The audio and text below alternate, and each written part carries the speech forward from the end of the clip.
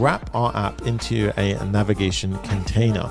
So in this case now, what I can do is I can import navigation container like so. And then what I'm going to do is basically wrap my entire app in the navigation container, right? Just like that. It's been a long time. And at this point, you should see, you know, nothing's broken, nothing's crying at me, freaking out. And then you can even hit R on the keyboard in the console and it will refresh, right? So good so far. Next step that we need to do is go ahead and click on Hello React Navigation. See an example of this. Is you need to install your native stacks screen and then swipe back between to the old screen, right? Or if we had a modal, we can basically set the type to modal, click it, and it pops up as a modal, that screen. Right, so we need this. It's basically a crucial element, right? Guys, we're about to cross 300 likes. Smash that like button. Let's get the energy up. That's so sick, right? So I'm gonna grab this stack, const stack over here. And we're gonna basically pop that in just over here, right? Cool. And you can actually leave that outside over there. Oh no, right? And then what I'll show you is a little trick. So go to the end of Navigator, control, so I could have the search screen, I could have the inbox screen, and you know, different screens like that. That's how you basically nest your different screens. And then that way we can basically, we're telling our you know, our React Native app that these are the different screens, and then basically it sets up all the navigation parameters so that we can basically go ahead and navigate between them. Okay. Candles, will you marry me? And get jokes.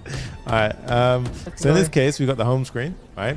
And then what I'm going to do is I need to create that home screen component. So firstly, before I do that, I want everyone to go into your extensions and download this extension because it is absolutely game changer. I'll say it every single session. ES7, React, Redux, React Native snippets. So good. Such a good extension, right?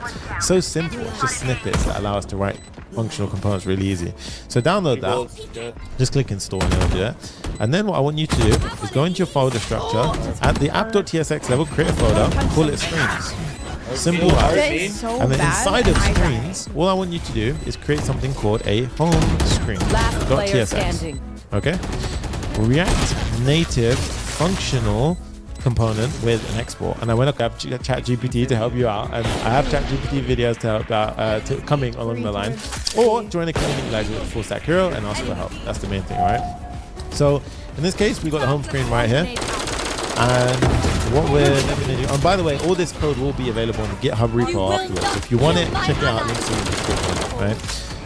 So we're going to have the home screen, and you can see it just renders out the home screen. Right? And again, this applies with all of our stuff. We can add padding to the element afterwards, all that good stuff, text extra large. You see, we can do all of our normal stuff, right, that we expect. So at this point now, we've got our screen. How does your face cam zoom in and out? I have something called a stream deck. That's how I do it, right?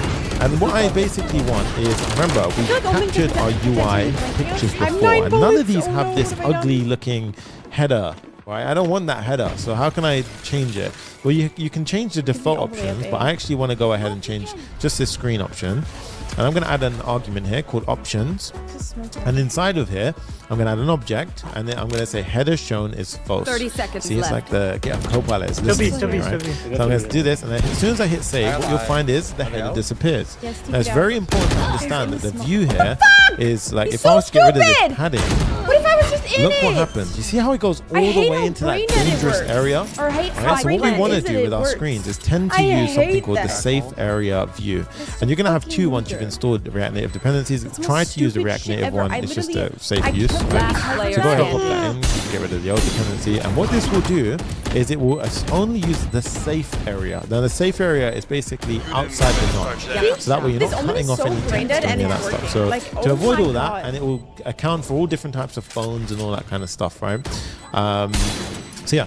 But before we jump on, I'm gonna have. Did you guys see your couch, bro? So it's been a good. Oh wow, time's going well. But make sure. Oh, 300 likes. It's gonna be. I want to kind of visualize this for you guys. I'm gonna pop this over here. The first comment is gonna be this image, right? So I want to have I want to have an image, right? I want to have an image. It's gonna be the logo, and then I want to have this area right here. Now really what this is these are just components rendered out one after another.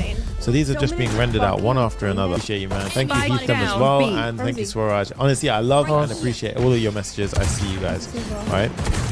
So at this point now, we can go back to our app and we can start doing this. So I think the first thing that we should do is get that image in, right? That image is probably the one that's going to be visible straight away. So let's do image. Let's import the image from React Native. This is self-close component. Now, the first thing I want to do is actually pass in a source. Now, I've actually given it a source already, or I've got a source available. And the way we do it is we say source, we pass in an object, and we pass in a URI, okay? And I've actually got a URI already available. I'm going to say equals, and I'm going to say that this one is width full and height of 64. And if you're wondering what the heck is this stuff, this is called Tailwind. So if I hover over it, you'll see that this is actually going to create CSS for me that's actually going to look like the following, right? And a lot of you are asking for video calling apps. I will make one in the future, okay? Hit save, and now let's see what we get, okay? Ooh, nice, right? We get that. So we can get rid of the text up above. Cool, nice. Jay's in the house. What is up? There you go. Jay, are you good? Fight this guy. Cool, nice. All right, so at this point now, we're gonna go ahead and create I guess we should maybe create what we're gonna do inside of here is we're gonna have a bit of text which says pro or upgrade, right? So in this case, it's gonna be like this, so pro or upgrade. And now if you see, if I click it, ooh, you see how I get this nice clickable? That's because it's touchable, like I can touch it, and it changes opacity when I touch it, right? So if you can't see that, just zoom in. I'll look closely because I can't zoom into the front, right? And then I need an icon now, right? So I need this icon that you see right here. So this one right here. So at this point, I know, right? 300 likes, sick. So at this point, we're almost going to 400. The likes are flying, right? So at this point, we're going to change Ionic. We're going to add in icons. So what you may not realize is when you actually use Expo, we have the following, right? So when you use Expo, we have Expo vector icons as part of the package. So in this case, you actually get this just by installing Expo. So I'm going to show you.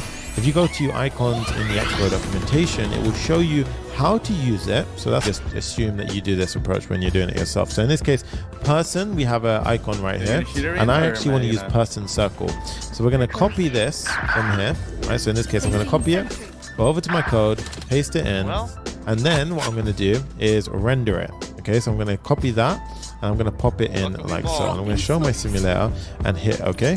And now you can see it popped up. Nice. Okay. And what we're going to do is style this out a bit. So we're going to say class name.